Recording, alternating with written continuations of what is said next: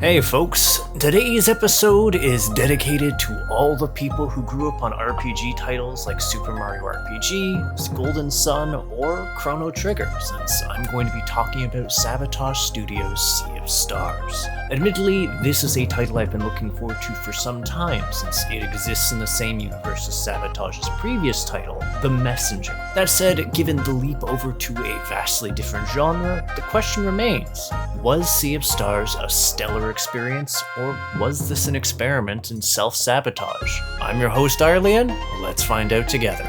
Long ago, there existed a dark alchemist known as the Fleshmancer. Through his twisted arts, he sought mastery over flesh, blood, and bone, regardless of the lives it cost. His grim projects saw great beasts conjured and set loose upon myriad worlds, an unstoppable tide of macabre monsters, until the creation of solstice magic and the formation of those warriors who wield it. Fueled by the sun and moon, this arcane art was uniquely equipped to unmake the Fleshmancer's minions. But this only saw the Fleshmancer elevate his craft, until he created the Dwellers, monstrosities of an unprecedented scale which, unchecked, could evolve into world eaters. These apocalyptic aberrations were so mighty that they were all but immune to solstice magic, save for a short window of opportunity that occurs on the night of an eclipse. And so the war against the Dwellers carried on, one which continued to be waged long after the Fleshmancer had departed the world. Generation upon generation of solstice warriors fighting and dying. And yet it was not in vain, for only the Dweller of Woe remains, even as an eclipse fast approaches. A great duty that falls partially upon the newest, and perhaps final generation of warriors, Zale and Valere. As far as premises go, this is about as much as I'm willing to say, as it wouldn't take much to get deep into spoiler territory, and that would be a tremendous shame, because the overarching narrative of Sea of Stars is fantastic. It's a sprawling epic that kept me invested throughout the entire duration of my 49-hour-long playthrough, in part due to the likable central cast as well as the various characters you encounter. The game does a great job of providing compelling character arcs, some of which can hit pretty hard. Part of this, I think, is that while Sabotage's sense of humor is still present, it's substantially more grounded than it was in The Messenger. Yes, there's quirks, but it doesn't poke fun at itself or play with the fourth wall anywhere near as much this time around, which benefits the overall story. Speaking of which, there's a large amount of care put into building up the lore of the world itself, both for the elements central to the story, as well as the secondary stories you can unearth by exploring. Learning more about the game's history was always a treat, to the point that I was happy to help Teeks, the traveling historian you encounter, whose goal is to record the history and legends of the world. Specifically, if you're diligent in your travels, you can find artifacts you can present to her to get bits of lore that further flesh out the overarching backstory of Sea of Stars, and even serve as the occasional bit of foreshadowing to events that'll occur or characters you'll meet, or even more explanation on characters you have met. It's honestly a solid means of motivating a player to check every far corner of the game. Admittedly, if you're keen on seeing the game's true ending, you're going to have to explore, since that whole experience involves scouring the post-game for all of the secondary quests that crop up. But yeah, that's the story bits, and as much as I've enjoyed them, I feel I'm overdue to talk about Sea of Stars gameplay. And well, there is a lot to unpack here. First off, exploring in Sea of Stars feels incredibly dynamic. Moving around the world feels great, since you'll find yourself climbing and hopping your way through the various areas over the course of the journey. Now, what makes this type of exploration interesting is that though the jumping is more of a contextual option than something you do freely, there are a number of opportunities to apply it in a clever fashion to access areas that might otherwise slip beneath the radar, rewarding you for lateral thinking and perceptiveness with treasure chests and other odds and ends. What's more, your means of navigating the world gradually evolves as you proceed further into the game, providing you tools to engage in all sorts of fun little puzzles, such as the ability to switch areas between night and day, a wind ability that allows you to fiddle around with block puzzles, or a grappling hook that not only opens up how you traverse the world, but also serves as a means of initiating fights with advantage. Speaking of which, the combat is excellent, and it actually took me a bit to really take advantage of all the depth it provides, if only due to the deceptive simplicity it presents. For instance, while each character starts out with a basic attack and a small handful of special moves, these abilities can be empowered by correctly timing hits, magnifying the damage potential of your attacks, as well as extending how many creatures may wind up getting hit by an AoE. While not technically necessary, figuring out the timing for the various attacks does a lot for improving your combat efficacy. And this applies on a defensive level to boot, since a careful attack before an enemy's attack lands helps to mitigate the damage to a fairly sizable degree when an enemy's attack is composed of several hits. And this helps a great deal, because you don't have a bottomless reserve of healing potions or revives to draw from. Rather, you only have a pool of 10 meals, which are essentially this game's items, that you can carry at any given point.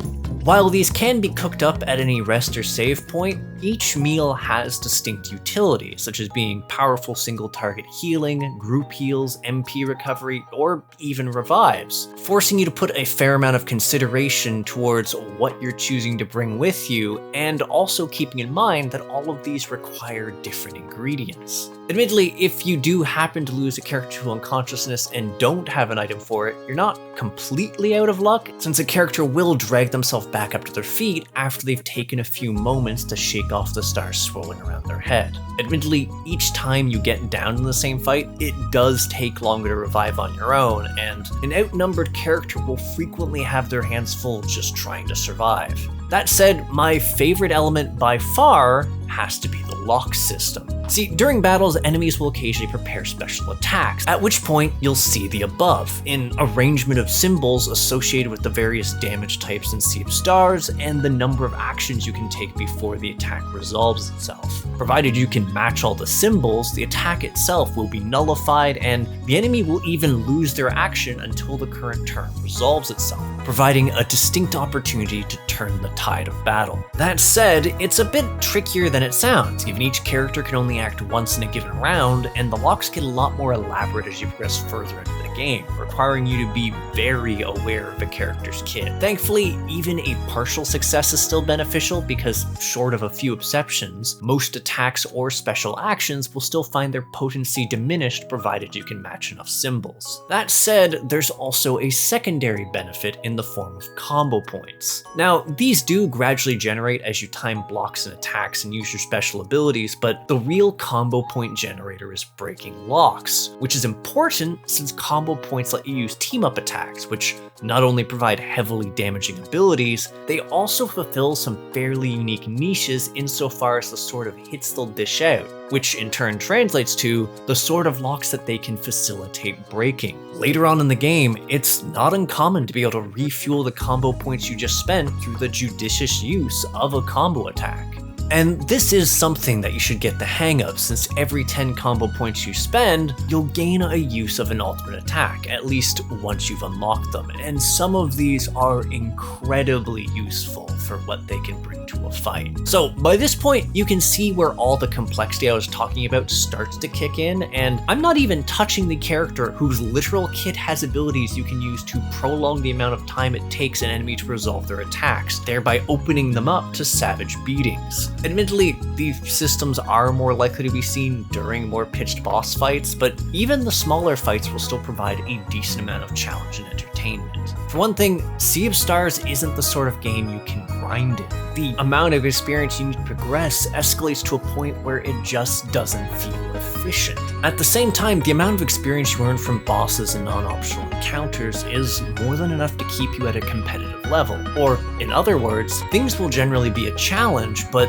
never to such a point where you're left feeling underpowered. What's more, despite the difficulty, it's not the sort of title that denies you the usage of what makes your character distinct from not grinding. For instance, while your characters do have relatively low MP pools, you can regain MP through normal attacks, allowing a natural ebb and flow to fights both long and slow, and the ability to either end normal fights quickly or use them to replenish yourself. And hell, even if the worst does happen, you get clonked out, the game auto-saves at the beginning of a new room, so you're not apt to lose large amounts of progress from a fight falling apart, which did happen more than a few times because the game provides you a choice of where to allocate your stats when you level, and I ignored health and defense every time because I like being a glass cannon. However, I should mention by that same token that this choice isn't absolute. Specifically, your leveling bonus options are pulled from a fixed pool, and as you level up, that pool will eventually run dry, forcing you to pick the stat boost you neglected earlier. Still, I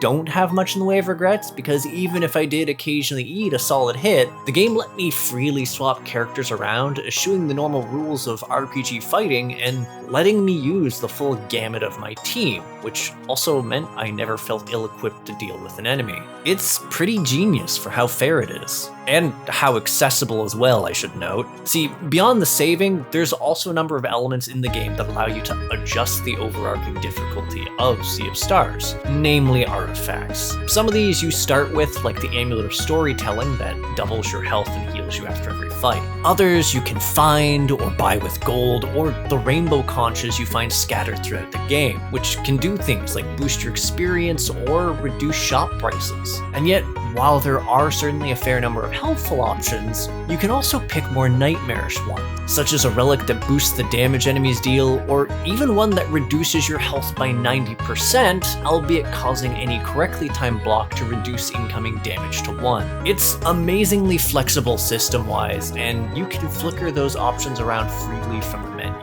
That said, as welcoming as this all is, I should offer at least some degree of caution, and that's the following. Sea of Stars is not one of those games where you'll initially be tripping over gold.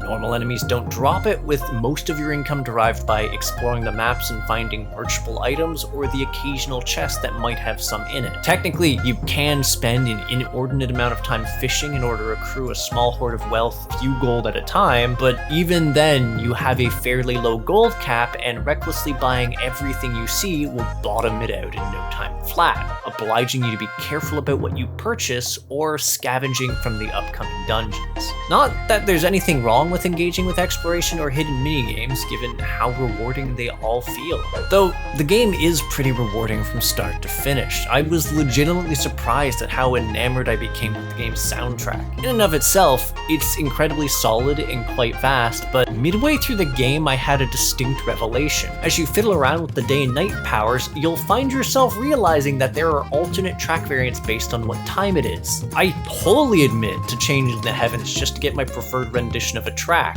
Not that there was any shortage of good ones. And speaking of music, one of the collectibles you can scour about for are music sheets, which you can give to a traveling pirate boss, who will, in turn, play instrumental variants of the songs you might already be familiar with. Honestly, just take a listen. It's fantastic. And it isn't just the audio I enjoyed. Visually speaking, the game is a treat. A vibrant world that's a lot of fun to explore and does a great job of being not only aesthetically pleasing, but properly guiding players where they need to be, or could go. What's more, I need to give it major kudos on the sheer amount of unique enemies you'll encounter over the course of the game. They're wonderfully designed, and it is a treat to familiarize yourself with all the new attack animations in order to learn how to block them. This is, in fact, a pretty large part of why I enjoyed the boss fights so much, because having to figure out all of these patterns and all of the little animated cues in the middle of the fight in order to adapt to it was a lot of fun, honestly. There were some pretty brutal patterns to adjust to, and sometimes some really nasty mechanics, but they give you the tools to actually contend with them just from observing them and also by obliterating all their locks. I also say it's pretty neat that you could predict what attacks were coming based on the way an enemy's posture changes, or how close to death certain bosses bosses were based on how run down they look by the time you were finished beating them up. Really, my only nitpick visually speaking is that a few abilities in the UI could use better indicators to signal when they can hit multiple times and clear out more locks. Abeyance, I am looking at you. But yeah, when this amounts to the crux of what I have to gripe about the game, I can say it's in a pretty good place. Like, I really need to reach to find something, and you are slightly slow on the overworld isn't the sort of thing that'll make or break a game typically, especially not when you get an amazingly adaptable and swift movement ability that facilitates backtracking in the late game. So, quite frankly, of any RPG that I have played this year, Sea of Stars was my favorite, and I binged this game over the course of 50 hours. I was that engrossed. This game is such a beautifully crafted love letter to the genre, which manages to at once capture my childhood while also providing a fantastic array of innovations. The story and characterization, again, is great, and it all just comes together so well that I cannot see anyone that I wouldn't recommend this game to. It was also a lot of fun to see all of the nods towards the lore of the Messenger, towards the small ARG that happened after the game, and foreshadowing some of the elements that have yet to be addressed. Simply put, Sea of Stars is a crit hit in my book, one of those games I will gush about if someone doesn't preemptively tell me to hush. If you have free time, you should sit down and play it. I truly don't think you'd regret it, and what's more, given the developers have mentioned a free DLC update to come, if it's anywhere near the quality of the Messenger's Picnic Panic DLC, I'll be in for a treat, and the game already is so good that this is just icing on the cake. So, anywho, thanks for tuning in. If you have something to say, leave a comment. If you enjoy my efforts to create new indie reviews and interviews, hit subscribe and the bell. For a link to my Discord, the Crit Hit Cauldron, check the description. There's also a link to my Patreon if you want to see reviews early or just want to support the channel, and to my merch house for neat swag like Crit Hit coffee mugs or the mouse pads. That said, I'll catch you on the next episode of Crit Hit. Take care till then, folks.